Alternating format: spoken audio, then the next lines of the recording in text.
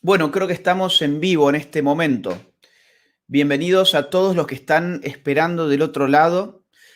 No sé cuántos somos ya, apenas me aparezca el número les voy a comentar, pero intuyo que somos varios cientos los que estamos ya en esta plataforma, eh, prestos a escuchar la presentación del libro Pandemonium 3, que va a tener lugar en mi canal. En verdad, esta es la segunda presentación del libro. Acá ya me acaba de aparecer el número. Hay más de 300 personas conectadas. Invito a esas personas a que copien este link y que inviten a sus amigos, mándenlo por WhatsApp, mándenlos en sus redes sociales, en sus cuentas de Twitter, en su Facebook. Desparramen el link de esta publicación, así más gente se va conectando.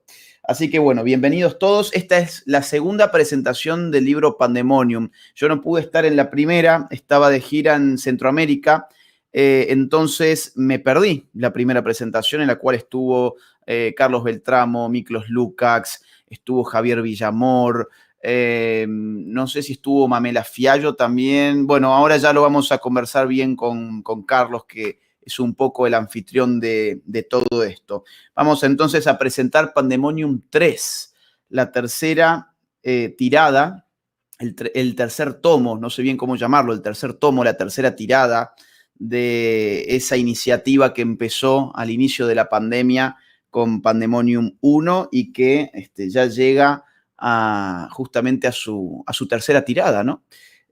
Por la demanda del público, que ha sido enorme. Entonces, el vivo de hoy lo voy a hacer con dos grandes amigos. Por un lado, Carlos Beltramo, que es doctor en filosofía, es investigador de la Universidad de Navarra y es el editor de Pandemonium. Lo voy a sumar a la conversación ahora mismo. Carlos, ¿qué tal? ¿Cómo estás? Hola Gus, ¿cómo estás? Saludos a toda la gente que está del otro lado y bueno, gracias por la presentación. Nada más decirte que Sí. por ahí entre que te peleabas con periodistas y pseudomédicos ahí en Dominicana y parabas además la ley del aborto, bueno, ayudabas a parar para ser más Sí, concreto, sí, sí, claro. que creo que, además, que los que más nos ha destacado en las comunicaciones privadas que hemos tenido. Digo, para que la gente sepa que has valorado más eso que lo otro que ha sido circo, digamos, ¿no? Decirte que ha habido dos presentaciones. La primera que fuimos con Miklos, con Marcial Cuquerela, que es la última incorporación a la familia Pandemonium, con Carlos Polo y con Javi Villamor. Y hubo una posterior, 2 días después, donde estuvieron Carlos Polo con Pablo Muñoz Iturrieta, otra flamante incorporación, y tu amiga Daniela Carrasco, digo tu amiga porque fuiste vos la que la ofreciste a trabajar en esto, y bueno, por tu intermedio que terminó escribiendo una visión latinoamericana muy necesaria que teníamos. Así que bueno, esta sería la tercera presentación para hacer honor a esto, digamos, ¿no? Bien, excelente la aclaración. Yo he estado siempre más presente en la cocina de Pandemonium en el 1 y en el 2, y en el 3 no he estado tan presente, sobre todo por la gira, y Claro. porque también estoy terminando mi nuevo libro, entonces he estado con la cabeza a mil. Yo pensaba que esta era la segunda. Buena aclaración. Esta es la tercera presentación. Las Uh-huh. otras presentaciones, si la gente se engancha con esta presentación y quiere ver las otras presentaciones, están en el canal de Miklos Lukács. ¿Y en dónde está la segunda presentación? En el de Pablo Muñoz Turrieta, y creo que las dos, y en el de Javier Villamor también, alguna de las dos seguro, pero bueno, Pablo Muñoz por un lado y Miklos fueron los dos anfitriones de las dos presentaciones anteriores. Excelente. Entonces, dije que iba a estar hoy con dos grandes amigos, Carlos Beltramo, doctor en filosofía, investigador de la Universidad de Navarra, y también el segundo invitado de esta tarde es Juan Ángel Soto, politólogo y director de la Fundación Civismo. Juan Ángel, ¿cómo estás? Bienvenido. ¿Qué tal? Muy buenas tardes. Gracias por la invitación, Agustín. Un placer estar aquí contigo y con Carlos, dos buenos amigos. Y nada, a ver qué contamos. Y Juan Ángel, aparte, es la tercera vez que está en Pandemonium, es decir, Juan Ángel has estado en todos los Pandemonium, ¿no? Sí, yo me he dejado liar por Carlos y creo que he hecho bien en hacerlo en 3 ocasiones. De hecho, hasta cierto punto, yo creo que también, ¿no, Carlos? Te animé a Pandemonium 2, La Cura, ¿no? A De hecho, sacarlo de alguna manera. justo iba a decir que entre los grandes logros del señor Soto es haber bautizado el Pandemonium 2, la cura, digamos, ¿no? En una conversación me dice, ya que la sopa de Wuhan traía la fiebre... ¿Ah? Sí, sí. No, que tú siempre tan amable y tan receptivo, pero nada, que me alegro mucho. Honor a quien honor merece, la verdad es que me pareció fantástico el nombre y desde ese momento esto fue interesante porque tuve primero el nombre antes que la idea incluso de hacer Pandemonium 2 y que obviamente el nombre venía ya con el ánimo de Juan Ángel, oye, tienes que hacer la segunda parte, tal, no sé qué, y que en realidad era, tenéis que hacer, porque esto obviamente no es una labor solo mía, sino de todo el equipo, toda la familia Pandemonium, como dice Marcial Cuquerela, que somos unos niños. Hay algo de eso. La verdad es que por hacer una labor de denuncia o de aviso o de reflexión, no perdemos el buen humor porque la esperanza es lo que más alto tenemos todos, digamos. A pesar de que a veces nos encontramos con información muy dura y ya entregamos un poco al trapo, eso no permitimos que nos quite eso, el buen estado de ánimo, el buen humor, el buen rollo entre nosotros. Acá les cuento una anécdota como calentita, no sé, uno de los que estábamos en esa presentación, en un momento determinado, Miklos habla Lord Acton, ¿no? Y aquella cita que se le adjudica y que algunos me dicen que no es de él, bueno, no importa, lo del poder corrompe y el poder absoluto corrompe absolutamente. Y alguien en el chat interno dijo, sí, porque como dijo Lord Acton, no sé qué, y alguien en broma puso entre nosotros, que Oliver Aton, y entonces estábamos, así que no podíamos.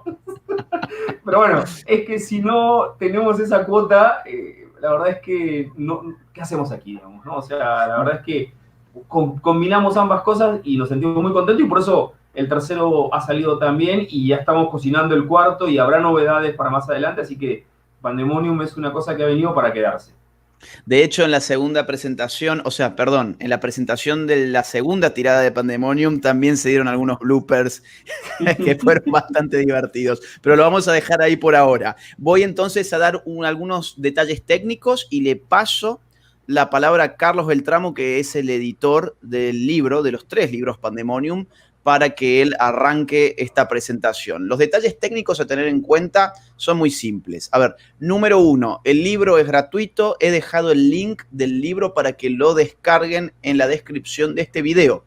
Es un servicio que ofrecemos gratuitamente y que pedimos a cambio simplemente que lo difundan. Es decir, ustedes lo reciben totalmente gratis, pero no se vale quedárselo para uno solo, sino que tienen que copiar el link y reenviarlo a todos sus contactos. No les cuesta nada, a nosotros nos cuesta bastante estar escribiendo nuestros artículos, hacer los diseños, hacer estas presentaciones. Lo único que les pedimos del otro lado es que nos ayuden a difundir la voz, a difundir nuestras ideas, si es que están de acuerdo. Si no están de acuerdo, pueden cerrar la ventana de esta presentación y ya está, y se ponen a hacer otra cosa. Pero si les gusta todo esto, ayúdennos copiando el link también de este video, que ya somos 1.300 personas conectadas y tenemos que llegar a ser muchos más. Así que, de hecho, toda esta introducción siempre es para hacer un poco de tiempo para que la gente después no llegue tarde y diga de qué están hablando estos señores. Entonces, ya vamos a entrar directo a qué es Pandemonium, ¿sí? Pero primer detalle técnico. Pueden descargar el libro gratuitamente en el link que está en la descripción de la caja de este video. Segundo detalle técnico, ya hay página web oficial de Pandemonium, cuyo link también está en la caja de descripción de este video y ahí van a encontrar los otros libros Pandemonium. Entonces les digo esto porque siempre la gente en el chat nos pregunta, ¿y cómo hago para entrar al Pandemonium 1 o cómo descargo el Pandemonium 2? Bueno, directamente en la página web, que si mal no recuerdo es proyecto-medio-pandemonium.org, pueden descargar todos los Pandemonium y espero yo que puedan descargar muchos Pandemonium más porque espero que haya muchos Pandemonium más. Bien, tercer tema técnico y ya ahora sí le paso la pelota a Carlos. YouTube tiene una opción de superchats. Yo les agradezco muchísimo a las personas que están enviando sus superchats, que es una forma de colaborar con este canal y voy a ir poniendo los superchats en pantalla. No significa que pueda poner absolutamente todos, ¿sí? Porque yo tengo que hacer todo al mismo tiempo. Hago de anfitrión, paso la palabra, doy mis opiniones, voy buscando en el chat dónde están los superchats. Entonces, a veces se pasa. Por ejemplo, acá Miris dice, si queremos las otras 2 partes del libro, ¿dónde? En proyecto-medio-pandemonium.org. Al final de las 3 intervenciones, Hoy va a empezar Carlos, sigue Juan Ángel Soto, cierro yo, pero después vienen las preguntas y ahí vamos a darle prioridad a los superchats. Así que no voy a comer más tiempo. Le paso ahora sí la palabra a Carlos Beltrán. Muy bien, gracias Agustín. Para completar un poco la información técnica, por el momento no tenemos el link anidado en la página web. Hago mea culpa, he tenido muchísimas cosas y había un parrafito pequeñito que el técnico me está pidiendo por días para poner allí y eso fue lo que faltó. Ya se lo dieron ayer, así que es probable que mañana, 1 de abril, o a más tardar el sábado 3 de abril, en adelante, o 2 de abril, perdón, puedan tener ya todos los Pandemonium. Luego, cuando entren a la página web, van a encontrar 3 Pandemonium. No se confundan, ya esto lo estamos arreglando para que sea más claro. Lo que parece Pandemonium 3 en la página web es Pandemonium 1 en inglés, porque una de las cosas que estamos parte del proyecto y que es Pandemonium 3, Pandemonium 1 salió en español, y luego una institución con la que tenemos mucho contacto, que es el Population Research Institute, cuyo presidente Steve Mosher ha escrito también los 3 Pandemonium, y que de alguna manera nos ayuda mucho, ha querido traducir el primer Pandemonium. El segundo no lo tradujimos porque estaba muy centrado en la elección norteamericana, y la verdad que ellos estaban muy distraídos con eso, y nosotros, ¿qué les vamos a decir? Era más una cosa de consumo para público hispano. Pero este Pandemonium 3 también la idea es que en unas semanas también salga en inglés. Entonces, todo va a estar anidado ahí mismo. De momento, para entrar a bajarse Pandemonium 3 en el link que les dijo Agustín, que es un drive, y otra aclaración que el otro día nos dimos cuenta, bueno, ya te acuerdas desde la primera, si los 1300 que están ahora conectados van ahora mismo al drive, probablemente la mitad no lo pueda bajar.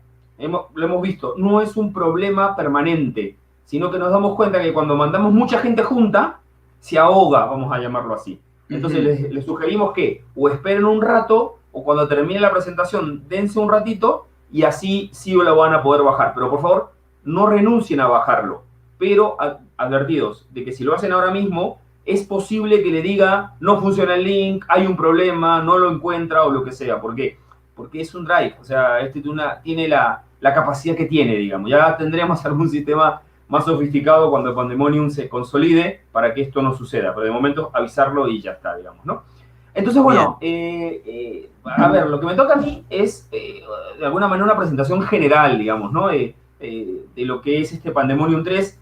Ya habíamos visto, originalmente sacamos el Pandemonium como una recopilación de artículos, algunos ya publicados en prensa, otros originales, de amigos que más o menos tenemos un pensamiento conservador, de derecha, pro libertad, llámenlo como quieran. Las etiquetas realmente cada vez son más inútiles, vamos a llamarlo así.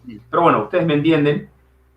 ¿Qué surgió en contrapartida, o punzado, vamos a llamarlo así, por el famoso sopa de Wuhan, digamos, ¿no?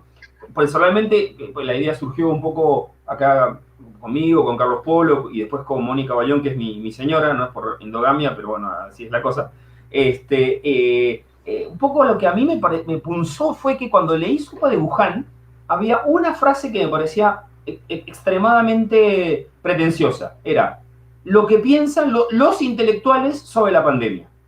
Y yo dije, para un segundo, algunos intelectuales de izquierda, o progresistas, llámalo como quieran, que con todo el derecho de la tierra, o sea, me encanta que esté Sopa de Wuhan, literalmente les digo, me encanta, no coincido con ningún artículo, pero esa es la libertad. Y entonces dije, bueno, si vos sacás Sopa de Wuhan, yo te tiro Pandemonium, digamos, ¿no? Para que siga habiendo libertad, porque uno de los riesgos, y eso lo voy a decir a Agustín claramente, es este pensamiento único que se está metiendo brutalmente hasta por abajo de las uñas. Y ese es el gran peligro. El gran peligro no es que exista gente progresista. Es lo normal. Es la diferencia de opiniones. El gran problema es que la gente progresista nos censura a causa de la ideología que ellos tienen, porque nos la quieren imponer. No quieren dialogar con nosotros. Quieren que dejemos de pensar como pensamos y que a lo sumo, aceptando todas sus tesis, discutamos en qué café nos tomamos el cafecito de la paz. Y así no se generan vínculos. Dicen, queremos hacer puentes. pero todo para acá, puente de una sola vía. Y nosotros pensamos que abandonar lo que pensamos no es la mejor forma de establecer el diálogo. Lo hemos dicho en Pandemonium 3 ahora en la introducción, queremos fraternidad. Vemos que el mundo está muy polarizado. Y era parte de la frase que le faltó decirle al técnico, que la va a poner ahí, la van a ver en la página web pronto, en 48 horas. No estamos contentos con la polarización. No estamos contentos. Es más, estamos muy fastidiados. Agustín, Juan Ángel, me lo dicen todo el tiempo. Me censuraron esto. No sé qué. No estamos contentos. Pero no vamos a renunciar a nuestros ideales, a nuestra forma de pensar en pos de la paz. Porque eso no sería paz. Eso no sería realmente un diálogo adecuado. Y no sería ni bueno para ustedes ni bueno para nosotros. O sea, no tiene sentido. Por eso Pandemonium va a seguir enarbolando esta bandera, porque todos los que escriben en Pandemonium creemos claramente que lo que estamos haciendo es con toda la honestidad y con todo el rigor científico. Ahora, Pandemonium 1 fue entonces, bueno, luego me preguntan, el libro, el nombre es como satánico, tal, no. Es una excusa. Pandemia, Pandemonium, y Pandemonium significa bochinche, ruido, así como un pandemonium, y realmente estamos viviendo un mundo que más allá de la pandemia del COVID-19, está a puro ruido, a pura noticias, hiperconectados, muchas noticias y qué sé yo. O sea, no tiene más que eso, es un juego de palabras, digamos, ¿no? Y ponemos un dragón oriental porque efectivamente sí pensamos que parte de la tormenta perfecta, que es el nombre que le hemos dado al tercer tomo, a la tercera entrega, que es esta que estamos presentando ahora, proviene del frente oriental, vamos a llamar, y no me refiero a la República Oriental del Uruguay, sino un poquito más al oriente, digamos, ¿no? O sea, concretamente de China, digamos, ¿no? Entonces, ¿por qué hablamos de tormenta perfecta? Esto ya es un video que por ahí también puedes poner el link cuando subas las grabaciones, Agustín, porque ha tenido bastante repercusión. Hablábamos, Agustín y yo en este caso, sobre lo que es la tormenta perfecta y demás, y por qué la idea de tormenta perfecta, frente a dos polos que vemos, digamos, para analizar la realidad como divididos, unos que ven detrás de cada movimiento que no les gusta o que es negativo, una mente maquiavélica, perfecta, superpoderosa, que le ponen nombres a veces, tal, Club Bilderberg, tal, no sé qué, no sé cuánto. ¿Y por qué digo Club Bilderberg? Porque efectivamente algo raro se cocina en el Club Bilderberg, ¿de acuerdo? Pero en la medida en que nadie ha podido entrar y salir con la información, y no hay información fidedigna, vas a entrar en el campo de la especulación.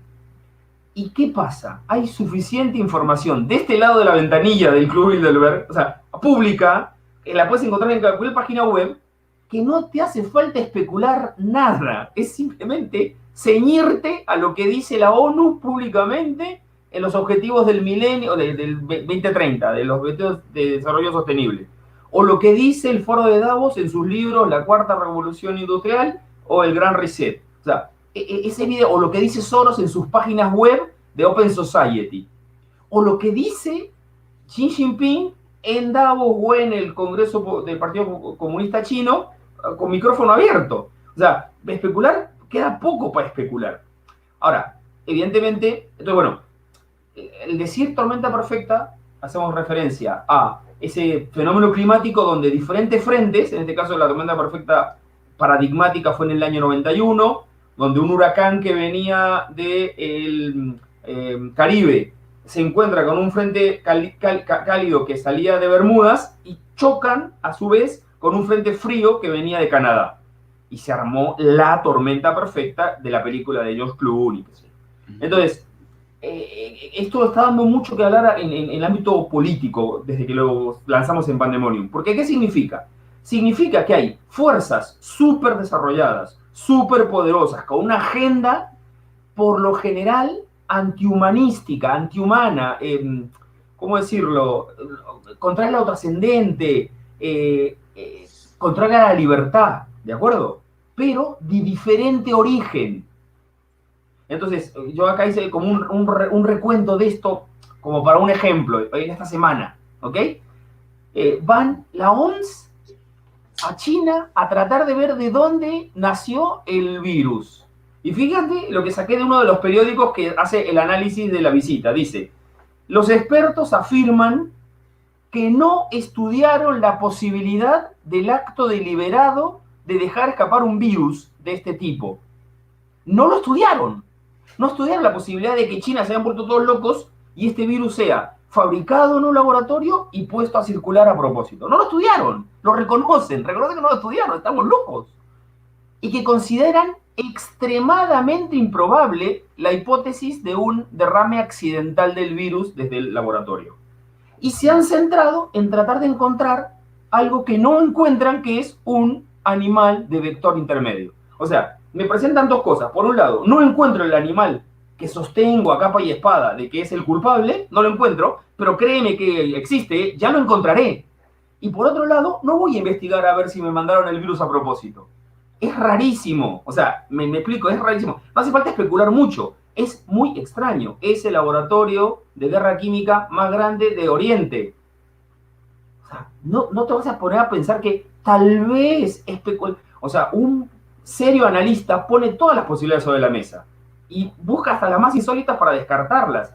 Ellos te reconocen que por un problema ideológico descartaron una de ellas a la primera. Y Steve Mosher en el libro y en los Todo el Pandemonium dicen, hay demasiados cabos sueltos y demasiados indicios de que algo más que un simple pangolín ha pasado ahí, digamos. ¿No? Entonces, ahí tenemos este. Pero por otro lado tenemos en Madrid algo que también vi que pasó, por ejemplo, en Canadá, pero bueno, en Madrid ha sido sangrante esta semana, unos policías tocando una puerta y con un ariete de esos de abrir puertas de policía, reventando una puerta. No reventó solo una puerta, que Juan Ángel, que es español, vive aquí, te lo puede decir. Se cargó la Constitución, otra parte de la Constitución. Ya hemos venido hablando en varias intervenciones y en Pandemonium 2 se trabajó también mucho el tema de que ya las constituciones, como las conocíamos en el siglo XX y en partecita del siglo XXI, han desaparecido. Bueno, un policía normal, un sargentito, vamos a decirlo así, una persona del bajo escalafón, cree a pie juntilla de que debía tirar abajo la puerta porque habían 10 personas reunidas en un flagrante delito. Entonces tú dices, bueno, eso. Y luego, ayer se supo que el señor Enrique Santiago, militante del Partido Comunista Español, va a ser el encargado de la Agenda 2030 para España.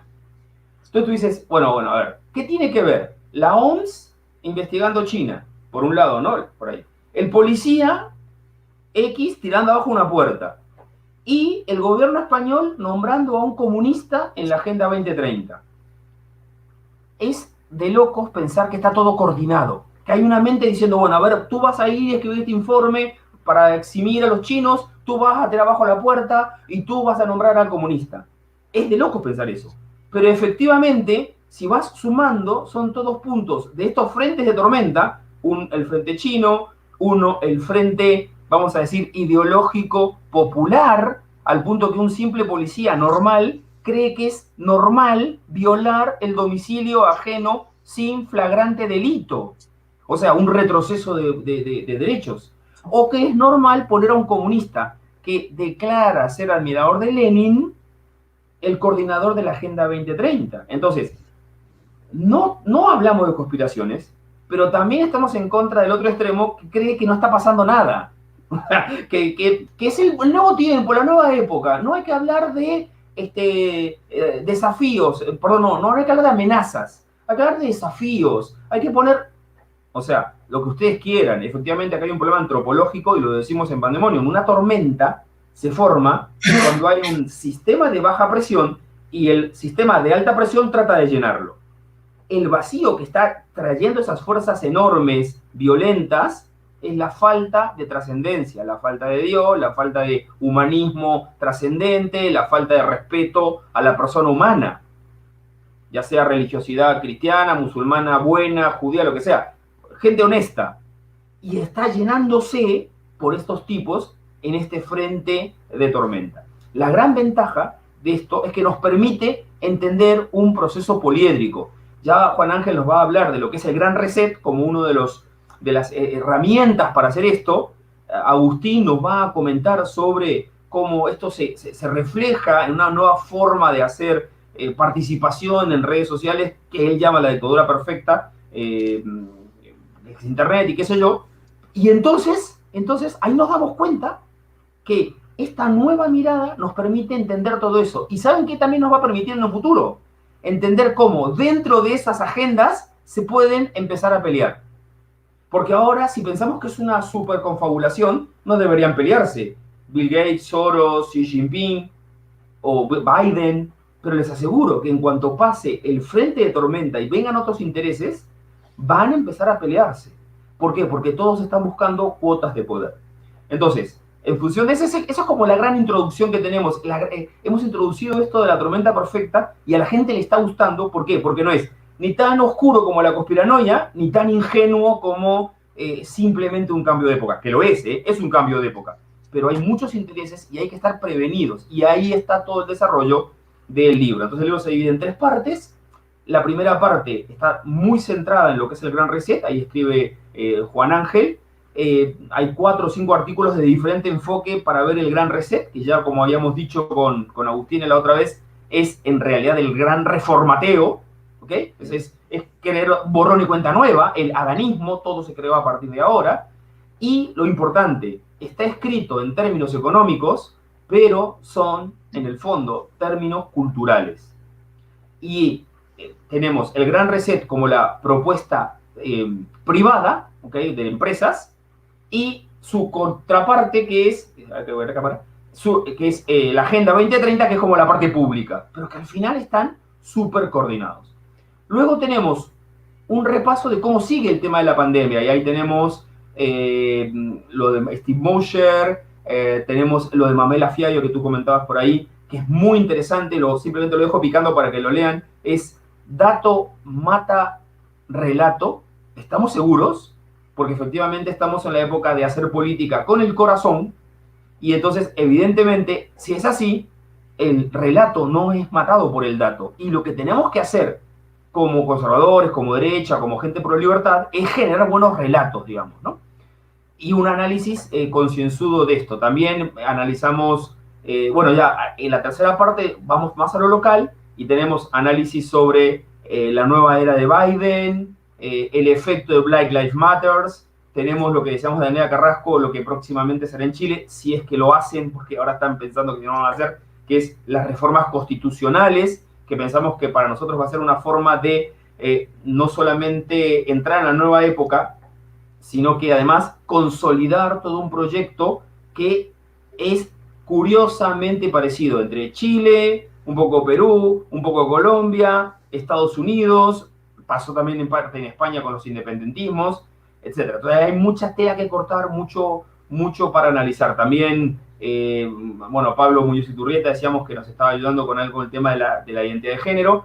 Un artículo también muy interesante de Rodrigo Iván Cortés sobre cómo la ONU apoyó la toma del Congreso de Quintana Roo para que se legalice el aborto, metiéndose en la jurisdicción nacional y tratando de poner su agenda. Tenemos a Miklos, no lo voy a repetir mucho, ya lo pueden ver en la otra presentación, pero mirando al cielo, ¿no? Viendo los satélites y cómo esos satélites van a dar un superpoder a las Big Techs. Bueno, en fin, tenemos una serie de autores que van dándonos esta perspectiva para seguir profundizando en hacia dónde va esta pandemia. Porque independientemente de que le creamos a la ONU o no su informe ridículo de no voy a estudiar porque me parece que eso no, y ya está, porque simplemente esa es la excusa, lo importante es quién está capitalizando esto y hacia dónde vamos. Y entonces, cada artículo, y esto quienes van leyendo Pandemonium 1, 2 y 3 lo van viendo más, es una cosa que yo les doy, dicen en España, el chapazo, ¿no? Les fastidio, les rompo los quinotos todo el tiempo a todos los chicos de Pandemonium. Seamos positivos, seamos propositivos. Y parte de lo que va a contar ahora Juan Ángel va en esa misma línea. Todos los artículos terminan no solo denunciando lo que está pasando, sino proponiendo recuperar la familia, recuperar la sociedad civil, recuperar la presencia de Dios en el medio público, sea cual sea tu religión, etcétera, etcétera. Entonces, ahora yo los dejo con Juan Ángel, que ya me comí bastante tiempo, pero con esto tienen el panorama y ojalá puedan animarse a leerlo, que se lee muy rápido y es bastante entretenido y además, como digo, da muchas pautas, no todas, pero muchas pautas para el futuro. Juan Ángel, tu turno. Muchas gracias, Carlos. Yo intentaré ser breve también para dar más tiempo a las preguntas. No obstante, me ha venido fenomenal a mí el primero, el marco que has dibujado, Carlos, porque bueno, me he enterado de cosas que desconocía, ¿no? Al haber trabajado tú pues, las entrañas de este tercer tomo de Pandemonio. Yo he ido tomando nota de algunos de los temas que has ido tocando, Carlos. Me gustaría, bueno, completar o hacer algún comentario sobre dos en concreto, y ahora entro en lo que es mi contribución, mi ensayo para esta edición de Pandemonio. En cuanto a que las constituciones están superadas, bueno, hay muchas lecturas, ¿no? Yo tan solo me gustaría comentar 3 puntos, ¿no? Uno es que, hasta cierto punto, y aquí seguro que Agustín también tiene muchas cosas que decir, ¿no? Cada vez más las democracias liberales están asentándose o basándose sobre el consenso, pero el consenso en tiempo presente. Entonces entramos en un problema jeffersoniano, que podríamos decir, ¿no? De cómo las constituciones pues, no pueden atar a las generaciones que están por venir. Lo cual es un problema, ¿no? Porque tampoco eso claramente no contribuye a la estabilidad. Y sí que contribuye pues, a esas enmiendas a la totalidad que parece elaborar la izquierda neomarxista pues, cada vez con mayor frecuencia, ¿no? Diciendo pues, que Occidente no ya es que tenga algunos problemas, sino que es la civilización pues más lo que fuera, ¿no? Más X, pongamos el adjetivo negativo de la historia, ¿no? Por otro lado, el asalto a estas constituciones, ¿no? A la Constitución en general, desde las instituciones, desde las propias instituciones, previa conquista de las mismas, ¿no? Lo cual es una perversión total, ¿no? Un cambio de 180 grados. Y por último también, pues toda la cuestión de la cesión de soberanía, de la cesión paulatina de soberanía por parte de los estados a instancias, a organizaciones supranacionales, lo cual tampoco ayuda a blindar las constituciones nacionales, ¿no? Por esencia. Por otra parte, y aquí, bueno, también, Carlos, si tienes o Agustín, si tenéis algún apunte que hacer, interrumpidme sin ningún problema, ¿no? Yo, como se desprende del texto, no me interesa tanto, aunque considero que es muy relevante, ¿no? Esta oportunidad que puede darse en la batalla de las ideas, ¿no? En esos resquicios, esas rendijas que pueden dejar las luchas por el poder, de esas fuerzas que, como dices tú, ¿no, Carlos, en la tormenta perfecta no están coordinadas per se, sin embargo, desgraciadamente, pues afectan a las mismas personas o tienen las mismas víctimas, ¿no? Los afectados son los mismos con ese ciclón o esa tormenta perfecta, sino que me interesa especialmente el por qué, ¿no? Y el ir a las personas en concreto, porque sí que coincido contigo en que esto es un problema, al final, antropológico. Pero bueno, yendo a la cuestión del gran reseteo, gran reset, del gran reinicio, como lo queramos llamar, que es sobre, ¿no? El tema o el epígrafe en el que está enmarcado mi contribución, mi ensayo, lo que menciono en este artículo que está figurando ahí en pantalla es pues, mi preocupación, en primer lugar, sobre 2 elementos. El primero es el de la imposición del plan. Realmente me hubiese dado igual, ¿no? Personalmente, yo creo que a todos los presentes, ¿no? Nos habría dado igual que fuese el plan mejor ideado, mejor parido de la historia de la humanidad. Lo preocupante es la imposición del plan, ¿no?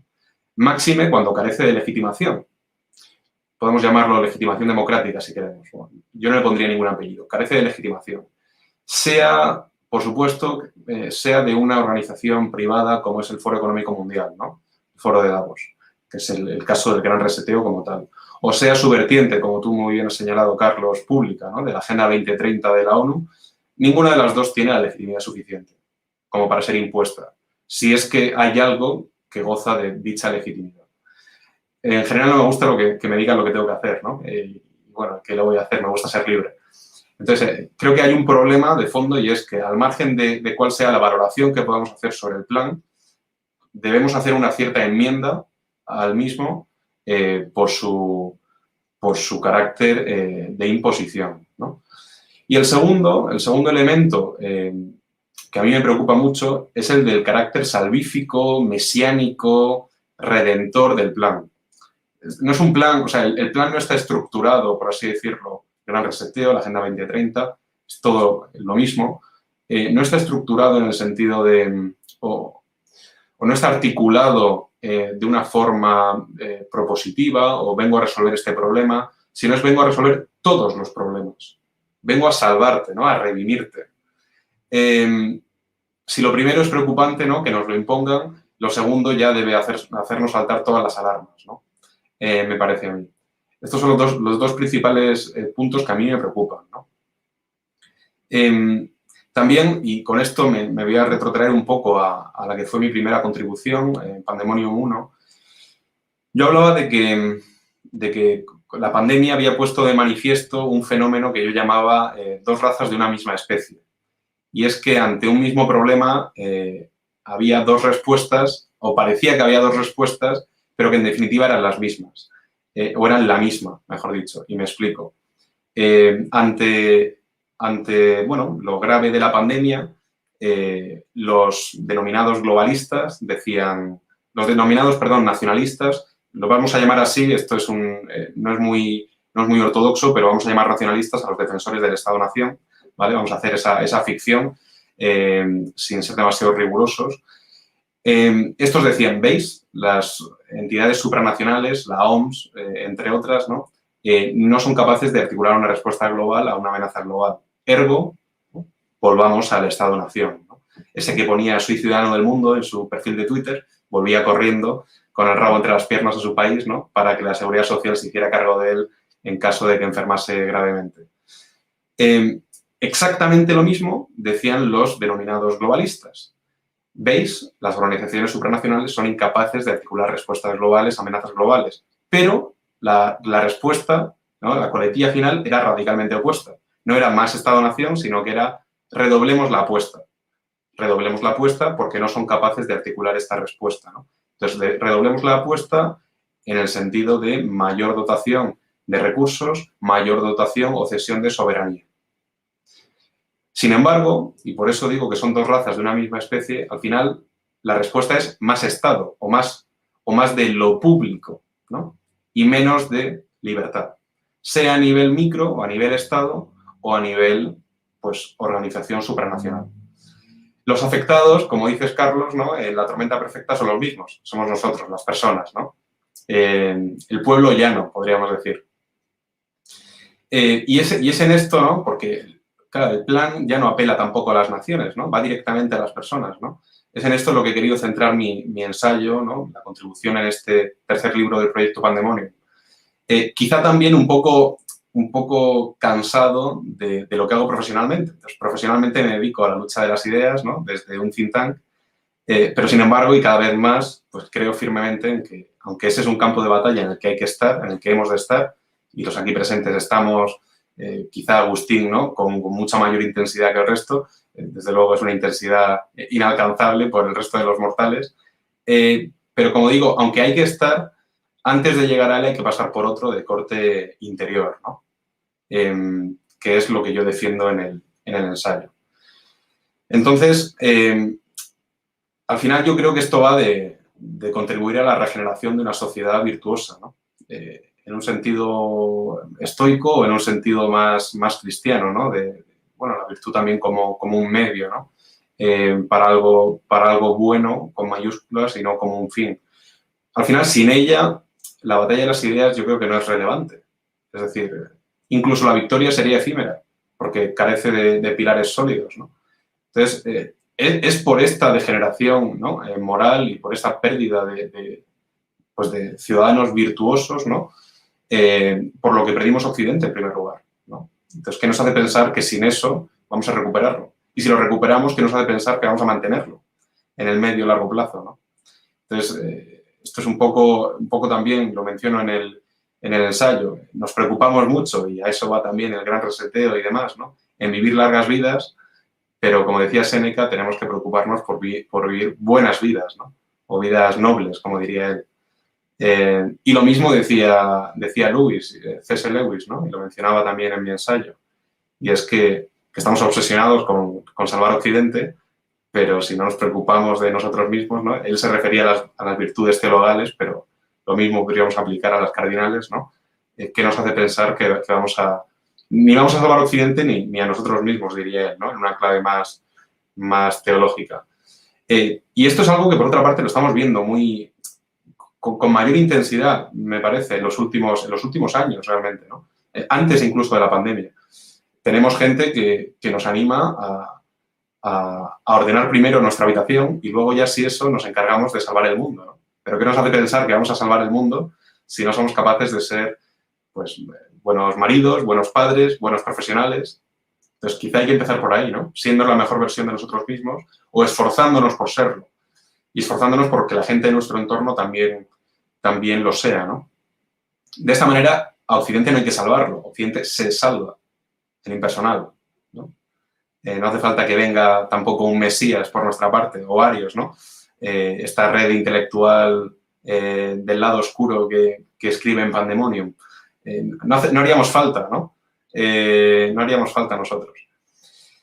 También me interesa, hablando de las personas, creo que hay que dar un toque de atención, y es lo que acabo de hacer, ¿no? A nosotros mismos, de dejar la batalla de las ideas, no en un segundo plano, pero primero preocuparnos por nosotros mismos, ¿no? Y luego también ver qué es lo que piensa, no ya la cabeza pensante que esté detrás o no de toda esta confabulación, porque como dices tú, Carlos, no sabemos ni siquiera si existe esa cabeza pensante, si es una o varias, realmente no debería importarnos tanto, no es tan importante, pero sí los que están en primera línea, los tontos útiles de estas causas, ¿no? Que yo creo que también ayuda, es decir, creo que, y Agustín de esto sabe un rato, ¿no? Es muy interesante realizar el ejercicio mental de ponernos en el lugar de nuestros adversarios ideológicos, ¿no? ¿Qué narices piensan los que no están de acuerdo conmigo? Entonces, bueno, y ahí lo que vemos también es una sed de dejar huella, una sed de tener impacto, un idealismo que de otra forma sería muy noble, me parece, ¿no? Es decir, toda esta gente que destruye estatuas, que hace enmiendas a la totalidad Occidente, ¿no? Que realiza un verdadero abolicionismo, ¿no? De Occidente, para ellos es el momento más apasionante de sus vidas. Es una época emocionante. Se creen que están con Luther King, ¿no? En los años 60, marchando hacia Washington. Entonces yo creo que sin embargo, y esto lo menciono también en el ensayo, ellos se hallan cazando o matando, luchando contra dragones imaginarios. Esto es algo que un politólogo australiano que se llama Kenneth Minogue acuñó como el síndrome de San Jorge jubilado o retirado. Y es que llega un momento en el que San Jorge, que hace muy bien su trabajo, ¿no? De cazadragones, pues se queda sin dragones. Y empieza a perseguir a bestias menores, por así decirlo. Y hasta que acaba, pues, aniquilando a los que son como él, es decir, a los hombres, ¿no? Y lo mismo podríamos decir de esta gente, ¿no? De esta izquierda neomarxista, revolucionaria, idealista, ¿no? Joven, mi generación. Y es que, los dragones que ellos creen estar matando, contra los que quieren estar luchando, directamente no existen, ¿no? Han de construirlos. Lo cual habla también, pues, de la importancia de, como tú mencionabas, Carlos, del relato, ¿no? Que es capaz de doblegar incluso a los datos, ¿no? Pero bueno, esta es un poco la reflexión que yo hago. Entiendo que es una reflexión ciertamente optimista para lo que es, en general, Pandemonium y para lo que soy yo también, en general. Creo que me pilló en un día en el que, pues, sé que dormí bien y de ahí que escribiera algo tan posibilista. Pero bueno, ahora seguro que viene Agustín a quitarme la tontería de la cabeza. Y con esto yo creo que doy paso a Agustín, anfitrión hoy. Así que, Agustín, todo tuyo. Miklos Lucas diría, Agustín, una cuota de realismo, por favor. No, pasa que en verdad hacemos un buen balance porque no es tampoco que yo sea tan realista, a veces me paso de pesimista. Entonces, está muy bien poder balancear las perspectivas. Siempre soy un poco catastrófico, ¿no? Y eso no es bueno, o sea, no... Es bueno si estás en un equipo como en el que yo estoy, o sea, con ustedes, donde mi pesimismo se puede balancear con personas cargadas de esperanza como Juan Ángel, por ejemplo, ¿no? Así que el aporte de Juan Ángel es espectacular. Para la gente que recién se está conectando, porque hay mucha gente que en el chat pregunta, pero ¿de qué va esto? ¿Qué es Pandemonium? Antes de empezar, solamente un minuto. Pandemonium es un libro digital que ya va por su tercera entrega, por su tercer tomo. Es totalmente gratuito. Empezamos a publicarlo, o sea, salió el tomo 1 apenas arrancó la pandemia como una respuesta de intelectuales, patriotas, de derechas, conservadores, como ustedes quieran llamarlos, a los intelectuales progresistas y globalistas. Y tuvo tanto éxito ese Pandemonium 1 que salió Pandemonium 2. Y ahora acaba de salir hace algunos días nada más Pandemonium 3 y estamos presentando el libro que tiene 17 artículos distintos de intelectuales de 10 naciones distintas. Es decir, no es que solamente estamos argentinos y españoles, por ejemplo, no. Hay gente de Perú, hay gente de México, gente de Estados Unidos, de Ecuador, de Colombia, hay gente de todas partes escribiendo dentro de un mismo espectro político, vamos a llamarlo así, que ustedes lo pueden denominar como más les agrade.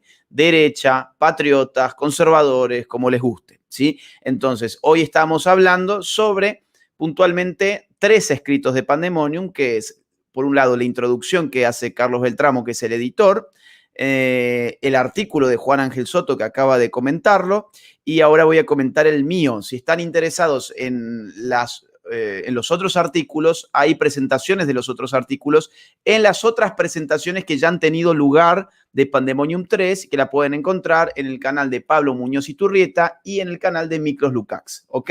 Entonces, dicho esto, paso a un segundo punto, que es que las preguntas las vamos a responder al final. Yo las voy poniendo mucho de lo que ustedes mandan en pantalla, porque si no se va perdiendo. Entonces, gracias a todas las personas que están mandando su super sticker, su super chat y toda esa cosa. Cristian Reyes, por ejemplo, muchísimas gracias. Y bueno, en fin, a toda la gente que ha estado ahí mandando sus preguntas y sus comentarios, vamos a abordarlos hacia el final de la presentación, que sería esto cuando yo termine ahora de comentar un poquito mi artículo. Entonces, empiezo por ahí, ¿sí? Mi artículo se titula Dictadura digital, dictadura perfecta. Ya veníamos comentando con los amigos de Pandemonium, ya desde la segunda tirada de Pandemonium, que sentíamos, o tenía más que sentir, empezábamos a intuir, mejor dicho, intuíamos que las categorías políticas tradicionales del mundo moderno nos estaban quedando un poco cortas para poder analizar la realidad política, para poder analizar incluso más la sociedad contemporánea. Entonces, durante las elecciones en Estados Unidos empezamos a discutir realmente las constituciones, por ejemplo, siguen teniendo el mismo sentido que tuvo en la época del florecimiento del constitucionalismo. La democracia, ¿cuál es el sentido hoy de la palabra democracia? ¿Cuál es el sentido del Estado? Que es lo que acaba de comentar de manera, digamos, un poco implícita, pero también explícita, Juan Ángel Soto, cuando se refería a la pérdida de soberanía de los Estados-nación. ¿Qué queda del Estado-nación sin su soberanía? Sería la gran pregunta. Entonces empezamos a ver cómo los conceptos modernos con los cuales la filosofía política ha tratado de comprender el hecho político en la modernidad, hoy nos quedan demasiados cortos porque estamos viviendo otra era, ¿no? Estamos viviendo otra era. Entonces, yo en ese artículo trato de pensar un concepto que está totalmente enraizado en la idea democrática moderna. Y ese concepto es el del espacio público. Yo digo, ¿qué quedó del espacio público en la época de Internet y de la digitalización de la totalidad de la vida? Que es a lo cual nos ha arrastrado la pandemia y es algo que lo hemos también tratado en las otras tiradas de Pandemonium. ¿Qué pasa cuando la vida queda digitalizada? ¿Qué pasa cuando todo queda digitalizado? ¿Qué pasa con lo que llamamos espacio público? Y yo ahí digo, se empieza a formar lo que podría ser una dictadura perfecta. Y la dictadura perfecta tendría lugar cuando el espacio público se privatiza y cuando el espacio privado se publicita. Es decir, cuando enloquecen nuestras categorías en donde ya los espacios públicos y privados se mezclan a tal punto que lo público tiene dueño y lo privado es propiedad de todos. Entonces, eso es lo que yo creo que de alguna forma está pasando en este momento, y creo que el acontecimiento que viene a marcar esa ruptura entre espacio público y privado, y por lo tanto esa ruptura democrática, fue la censura de las redes sociales a Donald Trump. Por eso es que yo utilizo ese ejemplo, que me parece que realmente es un acontecimiento que lo vamos a encontrar en los libros de historia. Cuando, digamos, de aquí a varias décadas veamos cuándo fue que Internet terminó de subsumir a la democracia, nos encontraremos con el acontecimiento en el que unas llamadas Big Tech se hicieron del poder que pertenecía, del poder de expresión de nada menos que el presidente de Estados Unidos. Cuando yo hablo de espacio público, quiero aclarar un poco el concepto. A ver, espacio público toma la palabra público, creo que en 3 acepciones distintas al mismo tiempo. Podemos hablar de público como objeto temático, por ejemplo, un descubrimiento científico, es un descubrimiento público. Una crisis económica es un acontecimiento público. Una elección política es un acontecimiento público. ¿A qué hora me voy a dormir yo esta noche? No es un acontecimiento público, es algo que hace a mi intimidad, ¿se entiende? Entonces, hay temas que son públicos por el interés general que despiertan, y hay temas que son privados porque pertenecen a la intimidad del individuo. ¿Bien? Entonces, público en tanto que objeto referencia al interés general o no que suscita un tema en particular. Segunda acepción de público, tiene que ver con un lugar, ¿no? ¿Qué es el lugar público? ¿Qué define a un lugar público o a una cosa pública? Yo creo que lo define es la accesibilidad.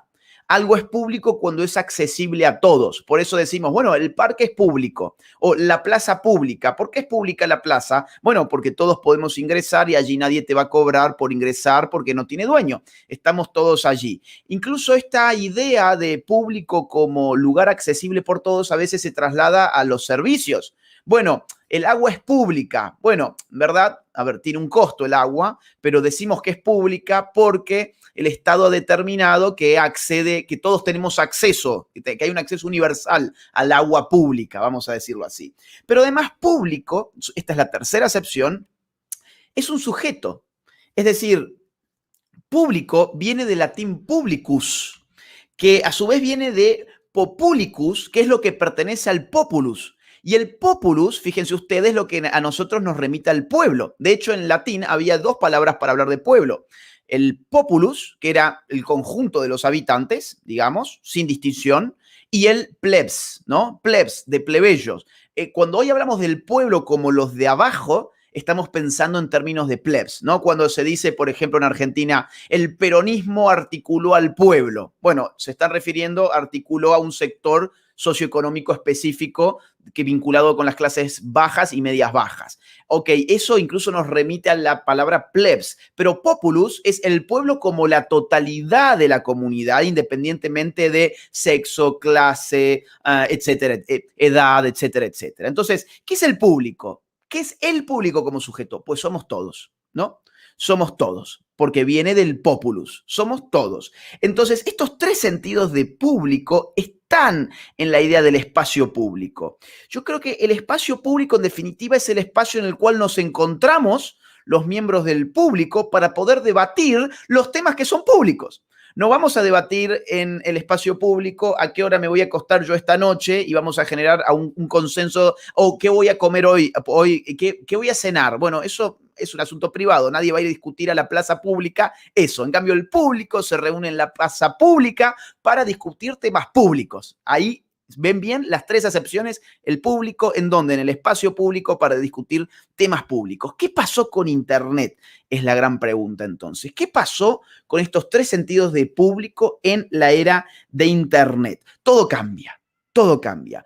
Por un lado, hay una irrupción del público en lo que Manuel Castells llama la autocomunicación de masas. Claro, con la televisión en verdad no había público, había espectadores, que no es lo mismo.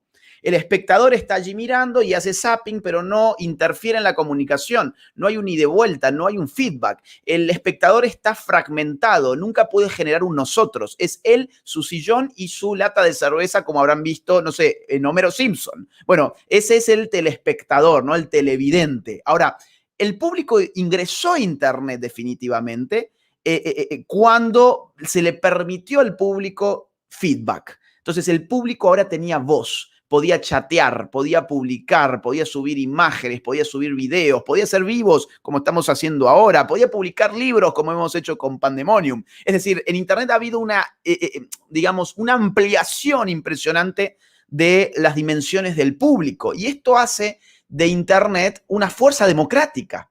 O sea, digo, Internet no es ni todo dictadura ni todo democracia. El problema fue que durante mucho tiempo nos vendieron que Internet solamente era esto, ¿no? La democracia que llegaba a su punto de clímax en el cual todo el público ingresaba activamente a Internet. Y en verdad mi artículo dice, cuidado, a ver, esto es verdad. Tenemos que celebrar que el público hoy se puede parar en un espacio que está en verdad desespacializado. Internet no es un espacio, es una dimensión, que no es lo mismo, no es un espacio físico. Fíjense qué interesante. Esto sí me parece porque, a ver, estoy ahora saliéndome un poco de guión del artículo, pero creo que está bueno para conectar con lo que dijo hace instantes Juan Ángel Soto. Con la consideración del Estado. Fíjense, el Estado por definición tiene base territorial. Es decir, no hay Estado que no tenga territorio. Ahora, ¿cuál es el territorio de Internet? En Internet no habitamos, los estados sí los habitamos. El pueblo habita un suelo, habita un estado. Ahora, Internet no lo habitamos, Internet navegamos. Y quien navega está a la deriva. Quien navega está buscando algún puerto, pero en Internet no hay ningún puerto. ¿Por qué? Porque, digamos, en Internet no hay dimensión física, no hay tierra firme. Internet aniquila el espacio y como aniquila el espacio, digamos, al espacio físico, se crea otro tipo de dimensión que está totalmente construida por el hombre y que está totalmente construida por los dueños de, digamos, de las grandes corporaciones de Internet. Y acá entonces aparece, yo creo, el polo dictatorial de Internet. A ver, que quede claro, polo democrático significa el público ingresa activamente a una dimensión de debate público en la red de redes. Ahora, esa red de redes todo lo registra. Todo lo que acontece en Internet queda registrado. Si yo tengo inteligencia artificial, esto lo sabe muy bien Miklos, ¿no? Tengo inteligencia artificial, tengo Big Data, ¿qué puedo empezar a generar? Un registro de la totalidad y un procesamiento en tiempo récord para conocer todos los individuos que están en esa dimensión navegando al mismo tiempo. Entonces, cuando además en Internet tematizamos lo público, porque fíjense, yo recién hablaba de los temas públicos. El tema público antes acontecía en la televisión, sobre todo. Se acordarán que hace algunos años la televisión terminaba hablando de sí misma. La televisión empezaba a ser redundante porque había programas de televisión que analizaban programas de televisión que analizaban programas de televisión y era un ciclo al infinito. Hoy, ¿qué analiza la televisión? Internet. ¿Dónde se tematiza hoy lo público? En Internet es donde en primer lugar aparecen. Me acuerdo hace algunos meses cuando explotó en el Líbano, por ejemplo, una bomba impresionante. ¿Dónde apareció en primer lugar? ¿En CNN? ¿En Fox News? No, apareció en Internet. Y de hecho, CNN y Fox News parasitaron Internet para poder trasladar esa información pública a sus pantallas. Entonces, hoy el lugar de lo público es un no lugar, que no tiene espacio físico y que tiene dueños. Es decir, el lugar de lo público hoy es un lugar que no es público.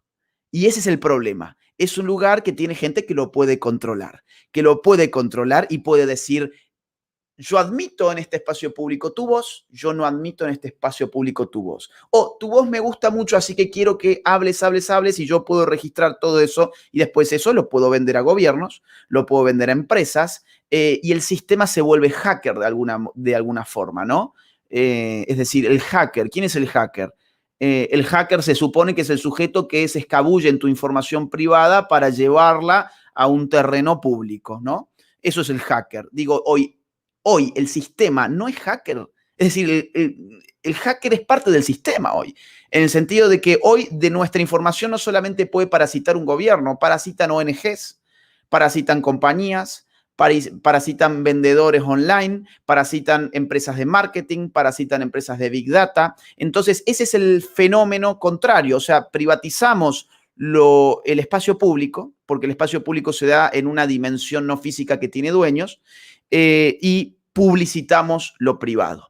Todo lo que empezamos a hacer empieza a ser registrado y empieza a generar información y empieza a generar paquetes de datos que después pueden ser vendidos, no solamente a empresas, eso sería lo de menos quizás, pueden ser vendidos a gobiernos, y la pregunta final sería, ¿qué pasa con la democracia? ¿Qué pasa con la democracia en un mundo que ya no tolera la representación, ¿no? Digo, en Internet nadie nos representa. En Internet nosotros nos hacemos presentes. Nos autorrepresentamos en todo caso a través de avatares o de nicknames. Pero ¿qué pasa en un mundo donde la política tiene lugar en una plataforma como esta? Les doy un dato que no está en el artículo, pero me sorprendió mucho. El 2016 fue el primer año en el cual Internet fue más navegado por bots que por seres humanos. Otro dato, ¿no? Los trolls, las campañas políticas profesionales hoy no pueden llevarse adelante sin utilizar trolls. ¿Ustedes se acuerdan, por ejemplo, en la política tradicional, comprar voluntades de agitadores profesionales que iban a las manifestaciones a romper manifestaciones o que iban a manifestaciones a simular apoyos a un político? Bueno, ese es el troll, ese es el pre-troll, es el troll versión primitiva. Ahora, el poder del troll de Internet es que es un individuo, lo podemos multiplicar por 10.000 cuentas. Lo podemos multiplicar por 50.000 cuentas. Ahora, fíjense qué curioso. La regla de oro de la democracia es que 1 vale 1. No es que 1 vale 10.000.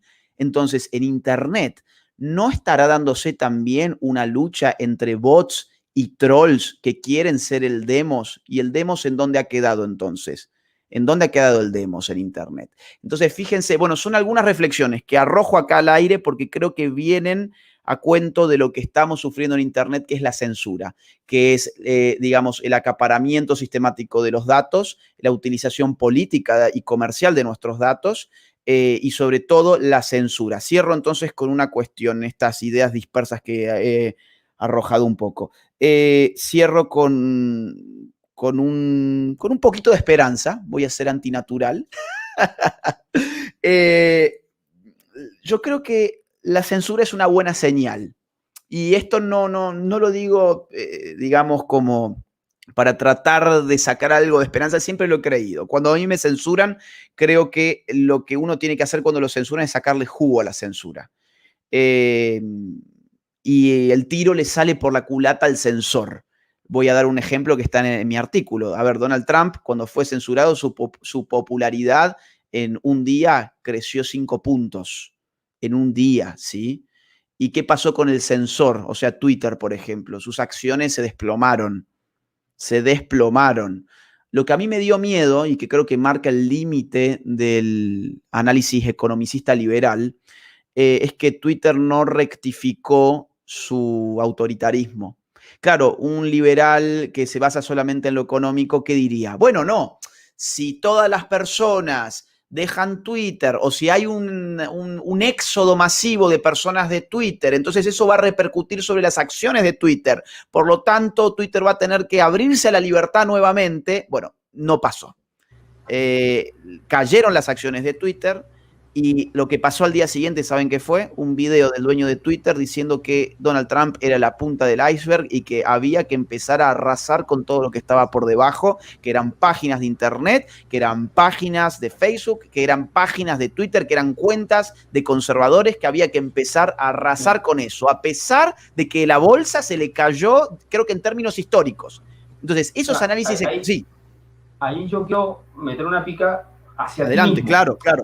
Porque así como la expresión famosa de la época de Reagan es la economía, idiota, sí. La expresión que vos mismo has utilizado alguna vez en años pasados es la cultura, idiota. Es decir, ellos que están en medio de la tormenta perfecta, como no quieren dejar de ser parte de esos frentes y ahora se dan cuenta, saben que lo económico tiene un límite. Efectivamente, si hubieran caído 15% más, sí se lo pensaban. ¿ok? Claro. Pero en un rango, los tipos dicen, es que en el fondo me da igual, porque los tengo estupidizados, los tengo comiendo de mi mano, y esto que baja va a subir, o alguien del Partido Comunista Chino, o de las Big Tech, o de las agendas LGTB, me lo va a revertir en determinadas cosas. Entonces, para que veamos que efectivamente los tipos, sobre todo de estos comunicadores, manejan el aspecto económico y le tienen cierto temor, pero es la cultura, idiota. O sea, en el fondo, ellos tenían como clave, tenemos que bajárnoslo porque culturalmente es lo que necesitamos para la agenda. Y por eso les da igual perder, como le dio igual a Unilever perder dinero con la campaña de Gillette contra la masculinidad tóxica y a un montón de otras empresas. ¿Por qué? Porque en el fondo quieren hacer mella cultural, digamos, ¿no?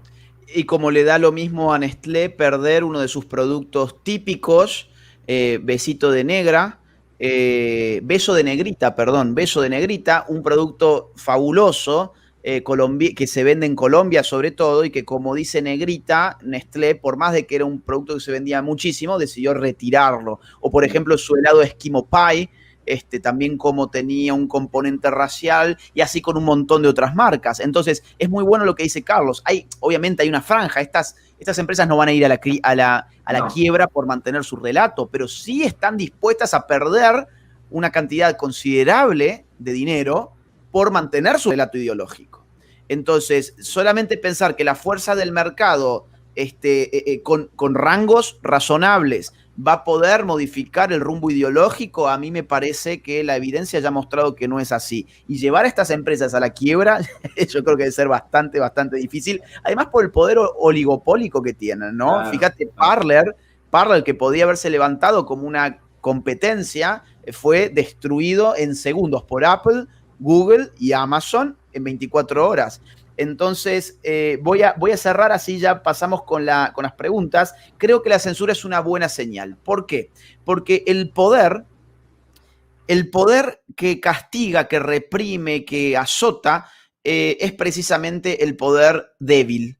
La gente piensa que el poder cuando mejor se expresa es cuando golpea. No, el poder cuando mejor se expresa es cuando te convence amablemente, cariñosamente, amigablemente. Cuando tiene que usar el palo, lo va a utilizar, pero eso lo que muestra es una falta. ¿Una falta de qué? De convencimiento o de hegemonía, o sea, de dominación cultural. ¿Por qué a la derecha la están censurando? Porque la derecha ha hecho bien su trabajo.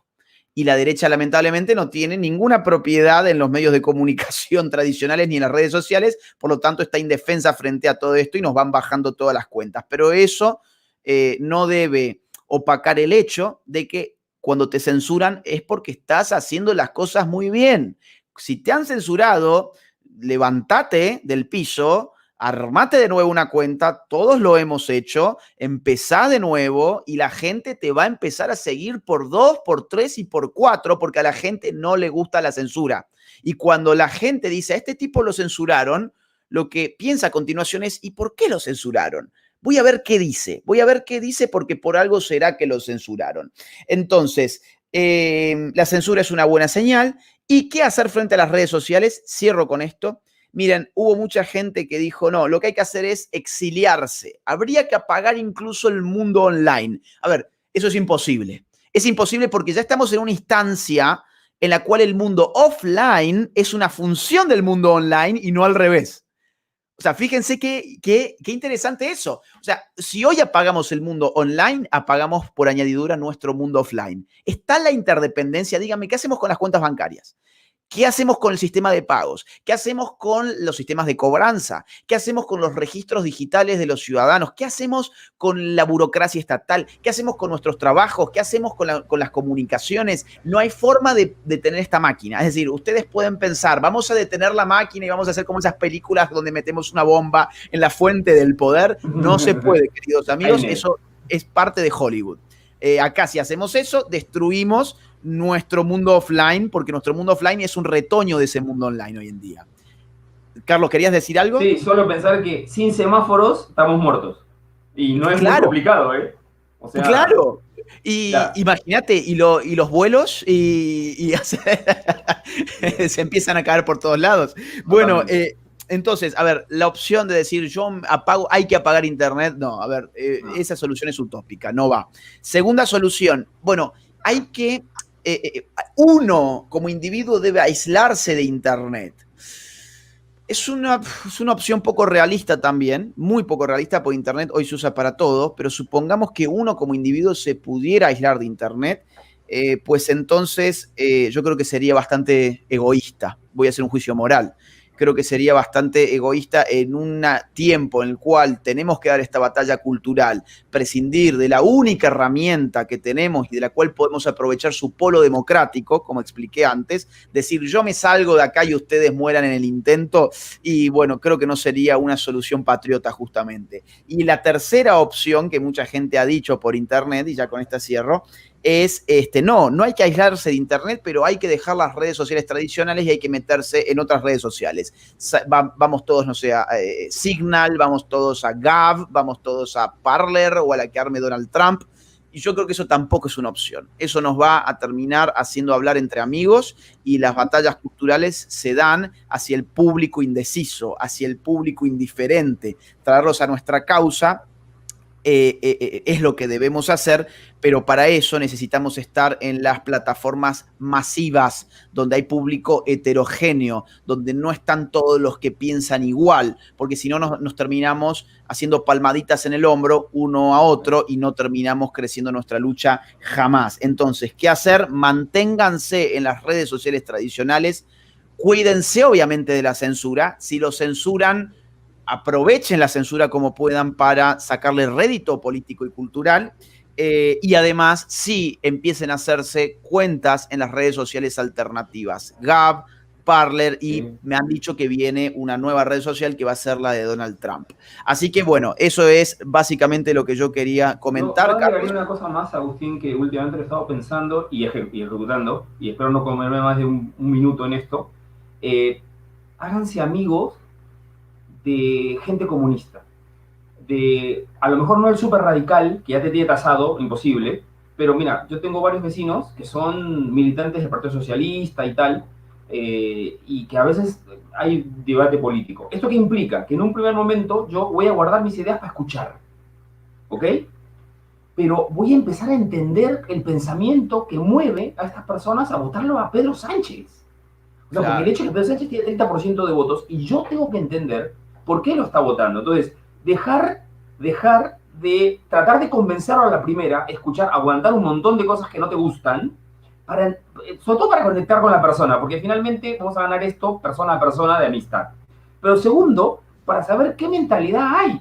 A lo mejor empezamos a darnos cuenta que 2, 3, 4... Ay, yo Álvarez, me estoy matando de risa, perdón. Siempre tiene que haber un blooper, Carlos, perdón. Perdón, sí. Regreso. Que hay errores que uno ha cometido, uno o los partidos en el que estás militando, que es de derecha o de pseudo derecha, lo que sea, y decir, mira, sí, estas cosas, yo no dejo de pensar que este partido está bien, pero estas 4 cosas creo que las han hecho mal y no tengo miedo de reconocerlo. Y tercero, conecto con esa persona. ¿Por qué? Sobre todo los jóvenes, porque tenemos que armar un discurso que pase por encima de las objeciones de esa gente indecisa para que piensen como nosotros. Y crear campanas de eco chambers que le dicen, ojo, no hace falta irse a la red de Trump para que ya mismo están funcionando. O sea, lamentablemente, incluso dentro de Twitter, dentro de Facebook, hay eco chambers bien fuertes. Si hacen el mapeo de este mismo video, se puede ver. Entonces, ¿cómo superar eso? En lo personal, ese amigo, vete a tomar un café con él y escúchale toda su diatriba comunista, si no tiene ganas de pegarte. Que hay un montón de gente así, digamos, ¿no? ¿Y por qué? Porque quiero que tomes nota y digas, ah, mira, piensa esto, pero la AGE me enseñó esto. ¿Cómo casan ambas cosas? O sea, Pandemonium te va a enseñar lo básico, pero ¿cómo llevarlo a tu amigo comunista que vive en tu misma, y es persona humana y necesita saber esto? Va a ser una responsabilidad tuya, sobre todo si eres joven, para tener un lenguaje más juvenil que el nuestro. Yo tengo 50 años, yo lo que voy a trabajar es la doctrina, y espero que los jóvenes la agarren, la mastiquen, la procesen, y en las fiestas, en los bares, bueno, ahora no hay muchos bares, pero bueno, en fin, cuando se regrese, salgamos de esto, lo traduzcan en eso que tú dices. Por eso aislarse, evidentemente, no es la solución, pero formarse, uno. y tratar de ser amigos de personas contrarias para entenderlas y para quererlas, para amarlas, obviamente, pero para entenderlas, también me parece muy importante para salir de las campanas de eco, digamos, ¿no? Muy bien, excelente aporte. Tenemos 3.000 personas en vivo. Les recordamos que si les ha parecido interesante lo que han escuchado, no se lo queden solo para ustedes, copien el link y mándenlo por todas sus redes sociales. Envíenlo por todas las redes sociales. Ahora, si les parece, entonces podemos pasar a la parte de las preguntas. Dale, ¿Sí? Bien, vamos a ir viendo alguna. Bueno, a ver, yo, perdón, tengo que arrojar antes que nada, yo la primera, Carlos, que es ¿cuándo Pandemonium 4? Estaban preguntando por ahí en el chat. Vale, bueno, la idea en principio por ahora es que Pandemonium saldrá 2 veces al año. Es que es un esfuerzo bastante grande. En principio tenemos ganas de hacerla en torno a octubre, el Pandemonium 4, digamos, ¿no? Si las cosas cambian, ya les iremos avisando. Hay la idea de que mute, que Pandemonium ya no sean libros, sino lo que es idea mía. Vamos a ver qué pasa, porque necesito patrocinadores, necesito un staff ahí, pero la idea es pronto que sea revista cultural, donde entonces ya nosotros formaríamos parte de un board internacional y tratar de empezar a meter pensamientos de filósofos que no estén en castellano, de mucho más nivel incluso que nosotros, digamos, ¿no?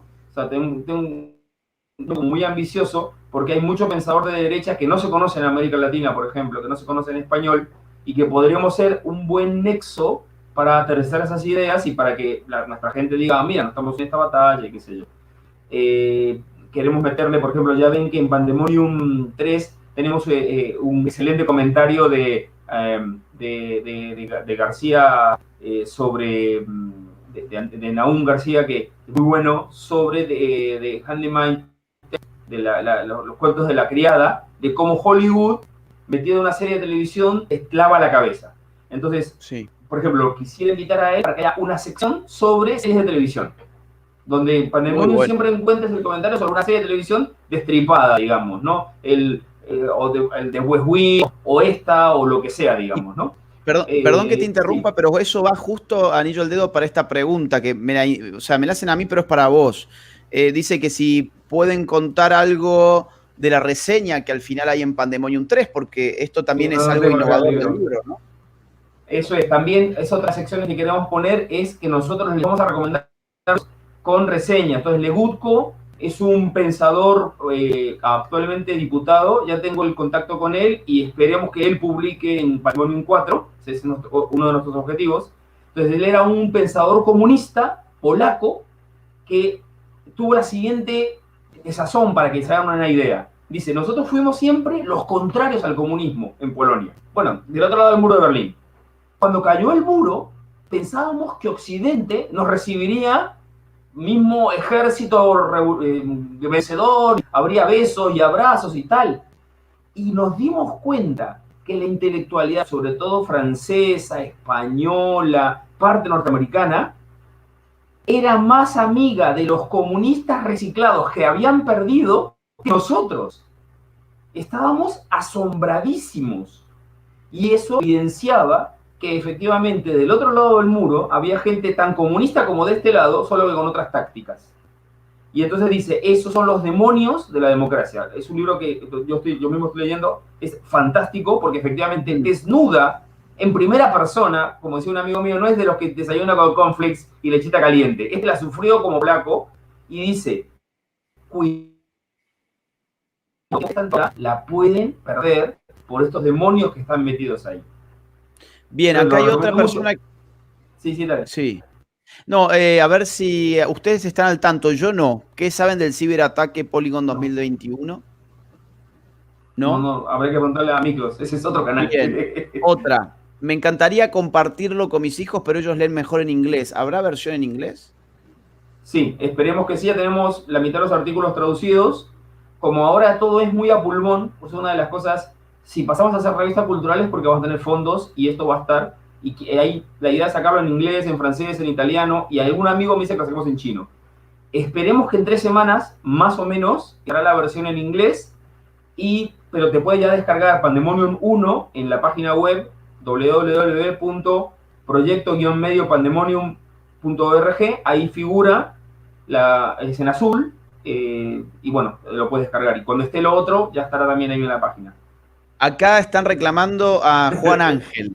A Juan Ángel, a quien yo le voy a patear otra pregunta que estaba más arriba, pero ¿saben qué pasa? Mira, cuando uno está haciendo todo esto, escuchándolos a ustedes y viendo también el chat, a veces se me van pasando a mí, entonces es responsabilidad mía que la asumo. Pero ahí había una para Juan Ángel más arriba que le preguntaban cómo estaba la situación en España y cuándo piensan que todo esto va a pasar. Es decir, ¿cuándo vamos a volver a la vieja normalidad, digamos?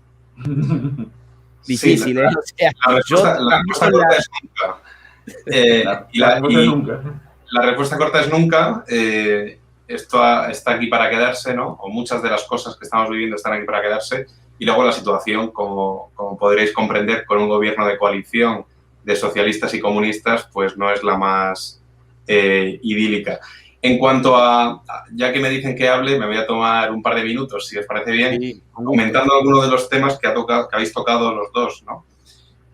Por un lado, coincido con vosotros, creo que Carlos lo ha resumido también muy bien, ¿no? Tu aporte, Agustín, de que la opción benedictina, si la queremos llamar así, ¿no? La de evadirnos del mundanal ruido, no es una opción, me parece a mí, ¿no? No es una opción, yo creo que por varios motivos. Habéis tocado algunos, yo añadiría alguno más. Uno de ellos es que es una opción un poco egoísta por ser elitista, es decir, no todo el mundo puede evadirse. Claro. El que tiene una buena casa, una buena parcela, y puede dejar pasar el virus y todo lo que viene con él, ¿no? Porque tiene pues un colchón económico, etcétera, pues todo va bien, ¿no? O puede permitirse el lujo de contratar un profesor para sus hijos, pues efectivamente, a lo mejor puede evadirse el mundanal ruido, pero el que vive en un piso de 50 metros cuadrados, ¿no? Y necesita trabajar para llegar a fin de mes, etcétera, etcétera, ese no tiene, ¿no? La opción benedictina no es una opción para él. Entonces yo creo que ese es un punto a considerar, ¿no? Entonces también hay una cierta cobardía, me parece, en esta opción. Aparte de pesimista, es cobarde, es elitista, es insolidaria, egoísta, ¿no? Por otra parte es estúpida, porque no podemos escapar. Entonces no es una cuestión de si nos llegará, ¿no? La ola, en lugar de la tormenta perfecta vamos al tsunami perfecto. No es una cuestión de si nos va a llegar la ola, sino cuándo, ¿no? Uno puede esperar en su castillo, ¿no? En esa fortaleza que cree inexpugnable, pero tarde o temprano van a llegar llamando a la puerta, ¿no? Entonces, ¿qué? Pues todos los demás ya habrán perecido, ¿no? Entonces yo creo que no conviene, estratégicamente hablando. Y por otra parte, porque, bueno, ya tenemos experiencias al respecto, ¿no? Agustín lo ha puesto en clave digital, pero lo podemos poner en clave cultural, de lo que él es experto, ¿no? No, pues la derecha durante mucho tiempo dijo, no, pues la batalla cultural pues no va con nosotros, ¿no? Podemos vivir sin ella. Ya, pero ahora somos nosotros los que vemos a nuestros hijos, ¿no? Y cómo quieren educarlos de una manera determinada. Entonces, efectivamente, claro que nos afecta, ¿no? Como decías, Agustín, el mundo real es una función ya del mundo digital y no al revés. Luego, por otra parte, yo creo que también el mundo digital nos hace despertar y darnos cuenta de que hay ciertos debates que, aunque no están resueltos, han de ser superados, porque han quedado totalmente obsoletos, ¿no? En una conversación con Miklos, algo comentamos al respecto. Por ejemplo, habéis hablado de los liberales económicos, que conozco yo muy bien, como sabéis, ¿no? Y hablábamos de cómo, por ejemplo, toda la historia de la mano invisible, ¿no? De tratar de que el mercado solucione ciertas cosas, ¿no? Agustín, has mencionado esto, los gigantes tecnológicos, ¿no? Los gigantes digitales, de que el mercado venga y lo solucione todo, ¿no? En los mecanismos autocorrectivos del mercado. Y esta dicotomía, ¿no? Esta lucha titánica entre el Estado y el mercado. Claro, llega el mundo digital y hace lo siguiente. Hay un tal Adam Smith que escribe en La riqueza de las naciones una cosa que denomina la mano invisible, ¿no? Que al final es un problema de información imperfecta. Como ninguno de los presentes tenemos toda la información del mercado en tiempo real, la suma de nuestros intereses particulares hace que, ¿no? Todos pues maximicemos, ¿no? esta utilidad, esta felicidad, dirían algunos utilitaristas, etc., ¿no? Esta es la mano invisible.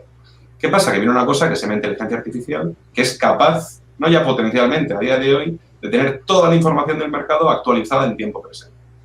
Esto daría para un buen título de libro, Agustín, toma nota, ¿no? Cómo Sí. la tecnología aniquiló, ¿no? Mató, destruyó la mano invisible. Muy bueno. Entonces, esto es así, ¿no? Entonces, ¿qué narices es esto del el Estado versus el mercado? Además, Agustín lo ha mencionado, no ha entrado en el detalle, ¿no? Pero como todo buen sistema oligopólico, ¿no? Estos gigantes están muy cerca del legislador. Entonces, la distinción entre el Estado y el mercado queda diluida. Porque las leyes las hacen los mismos, ¿no? Es el presidente de la compañía telefónica el que llama todos los días al ministro, que es el que controla, pues en el caso de España, el boletín oficial del Estado, ¿no? El aparato legislativo, el decreto en cuestión. Y lo mismo, ¿no? De cómo la tecnología afecta al mercado, podríamos decirlo, de cómo afecta a lo público, a la política, ¿no? Hemos hablado de las redes sociales, ha hablado Agustín de las redes sociales, ha hablado de que la democracia no es una persona, un voto, bueno, está bien, es sobre el papel, ¿no? El papel todo lo aguanta. Pero claro, has mencionado que en 2016 había más bots que personas reales, ¿no? Usuarios reales. Y también controlan el flujo de información. Una vez más nos encontramos ante un problema de información imperfecta, ¿no? Ya no es una cuestión de fake news, una cuestión de que tomamos las decisiones no solo de mercado, como consumidores o como, bueno, agentes del mercado, sino también en la vida pública, ¿no? En política, eminentemente a quien le otorgamos nuestro voto cada X años en función de la información que tenemos. Si esa información es controlada, filtrada, sesgada, lo que queramos llamar, por otras entidades, ¿no? Que son los que nos suministran esa información, pues tenemos un serio problema, ¿no? En fin, ya lo siento, el pobre, Sí, no, que pidió que interviniese, yo creo que ya está. No, pero me ha parecido espectacular lo que has dicho y estaba tomando nota y quería justo interrumpirte ahí para añadir un dato más. En la era Obama, los directivos de Google se reunían todas las semanas con Obama. Todas las semanas. Entonces, cuando hay gente que piensa que, digamos, las redes sociales son el mercado y el Estado es otra cosa totalmente distinta, y la verdad es que no se corresponde con la realidad fáctica, digamos, con cómo se han dado los hechos. Las redes sociales y Internet tampoco han sido un proyecto que haya estado al margen del Estado. Es decir, Internet tiene un origen que lo suelen vincular con el post-hipismo, pero también ese origen lo suelen vincular con todo lo contrario, con proyectos militares y estatales. A ver, creo que Carlos se ha caído por ahí, pero yo quería complementar esto que vos habías dicho que me pareció muy, muy, muy bueno, muy interesante, con una cita de Al Gore, que fue vicepresidente de Clinton en el año 1993. Esto lo tengo acá en un libro que estoy escribiendo que va a salir pronto. En 1993, Al Gore decía lo siguiente: ahí donde en otros tiempos nuestro poder económico estaba determinado por la profundidad de nuestros puertos o el estado de nuestras carreteras, hoy está determinado también por nuestra capacidad de transmitir grandes cantidades de información rápidamente y en forma segura, y por nuestra capacidad para utilizar dichas informaciones y comprenderlas. Del mismo modo que la red de carreteras federales marcó un giro histórico para nuestro comercio, las autopistas de la información de hoy en día, capaces de transportar ideas, datos e imágenes a través del país y a través del mundo, son esenciales para la competitividad y el poder económico de los Estados Unidos. Es decir, cierro cita, esa fue la cita. Ahora, para mí esto es impresionante, digamos, esto es tan temprano como 1993 y esto pareciera que lo hubiesen escrito unos años atrás. Internet y el Estado son cosas que están íntimamente vinculadas. Pensar que una cosa opera como sector puramente privado y lo otro opera en otro lugar, digamos, como sector público, es absurdo. Es absurdo y no se corresponde con la evidencia histórica. Después me habían preguntado cómo se llamaba el libro que citó Beltramo. En verdad se lo habían preguntado a él, pero no está él. ¿Cómo se llamaba? ¿Vos te acordás, Juan Ángel? La democracia y sus demonios o algo así, ¿no? Los demonios de la democracia, el de profesor Legutko. Ahí está. Sí. Ahí está. Bien, ese es el libro que había recomendado Carlos Beltramo. Y perdón que yo te interrumpí recién para agregar ese dato. Yo no sé si vos querías cerrar y hacer otro comentario. Eran estas dos cuestiones, ¿no? Un comentario sobre la opción benedictina, ¿no? El evadirnos del mundo digital, y luego el comentario en relación con el problema de información imperfecta, ¿no? Que afecta tanto al mercado como a la vida pública. Sí, incluso a mí también se me ocurre un futuro un poco distópico, pero creo que tecnológicamente factible, en el cual los mensajes políticos puedan estar tan individualizados que el sistema mismo pueda calcular qué le dice a cada ciudadano en función de un perfil predeterminado y conocido con anterioridad, ¿no? Entonces, si yo sé que Juan Ángel Soto no está a favor, por ejemplo, del feminismo, pues entonces no le voy a mandar publicidad feminista desde mi partido político que está repleto de feministas.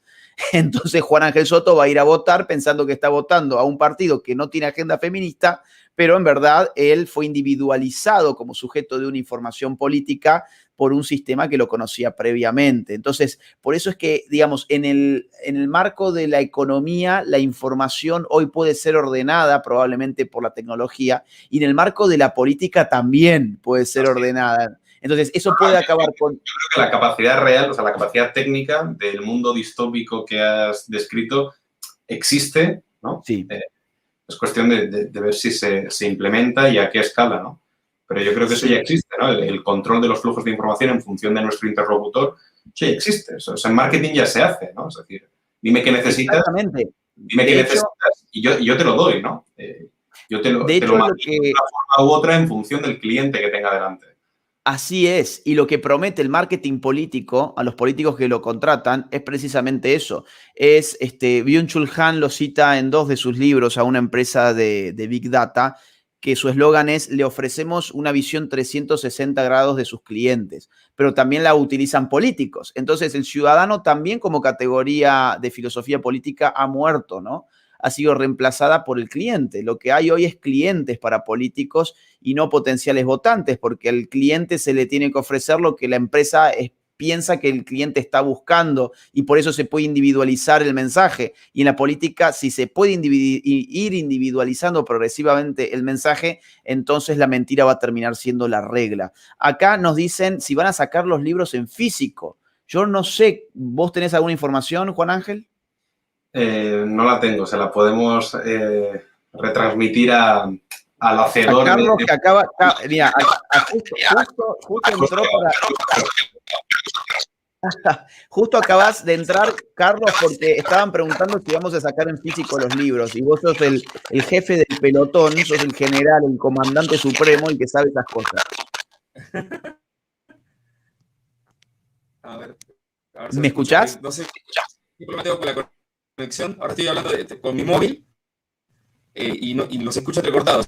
Es un problema, no sé qué pasa. Mira, una pregunta que admite un sí o un no, así que no te preocupes. Es la siguiente: ¿vamos a sacar los libros en físico?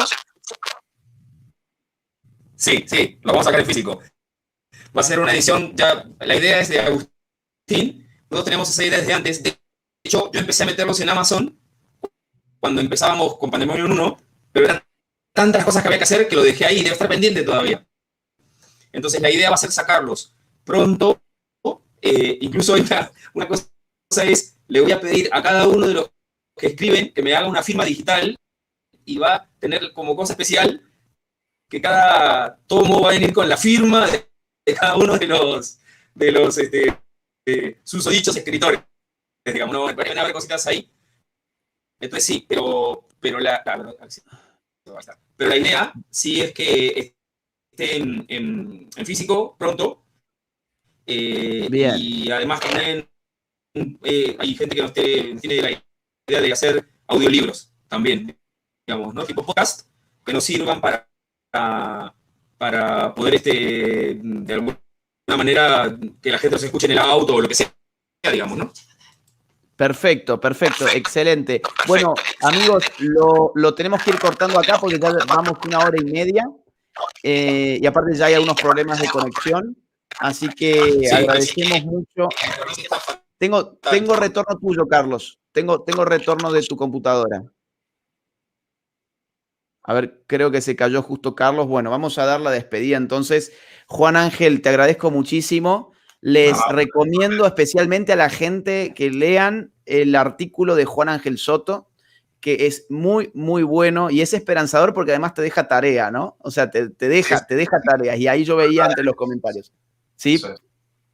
Nada, muchísimas gracias, Agustín. Un placer, como siempre. Bueno, no, gracias a vos. Gracias a vos. Y los artículos de Juan Ángel Soto también en los otros Pandemonium, que saben que también los pueden descargar de la página oficial de Pandemonium. Gracias también a Carlos Beltramo, que llegaste hasta el final. Mira, justo se te complicó la tecnología, pero no importa porque justo estábamos cerrando, Carlos. Gracias por todo lo que haces, gracias por editar Pandemonium y organizarnos a todos nosotros, que a veces estamos dispersos, y haber generado este grupo de amigos que realmente ser parte de esto para mí es un lujo, es un verdadero lujo. Sí, quiero también agradecer a Carlos Polo y a Mónica Bayón, que están como coeditores. Cada uno ha hecho presentaciones diferentes y va a haber una presentación de chicas, ¿eh? Pandemonium de chicas, pronto, coordinado por Mónica Bayón, con Mela Fiallo, con Daniela Carrasco, con Vanessa. Va a estar bueno porque las chicas tienen mucho que decir y ojalá para los siguientes Pandemonium tengamos más chicas en Pandemonium, digamos, ¿no? Así que bueno, también agradecer a Carlos Polo y a Mónica por toda la ayuda y que, bueno, van a seguir viendo Pandemonium. Y gracias a la gente que está ahí, disculpen que, bueno, la tecnología me llegó hasta donde me llegó, pero pronto estaremos con mejor tecnología y todo lo demás. Un abrazo para todos. Fabuloso. Bueno, tenemos hasta cupo de género, tenemos hasta cuota de género, se ve. No, todo esto es espontáneo. A nadie en Pandemonium se elige por sus genitales. Se los elige por la capacidad que tienen y las chicas son espectaculares. Vanessa, Mamela, Daniela, Mónica, bueno, gente espectacular. María en la primera tirada de Pandemonium. No me quiero olvidar de nadie. Había una chica francesa, me parece que había por ahí también escrito, o húngara, bueno, ya no me acuerdo. Pero en fin, ahí están, para que ustedes lo lean a los 3 Pandemoniums y el último, sobre todo, que es el que estamos presentando hoy. Gracias de nuevo, Carlos. Juan Ángel, un abrazo enorme también para vos. Gracias a todo el público que ha estado del otro lado. Difundan este video y difundan Pandemonium. Hasta la próxima. Un abrazo.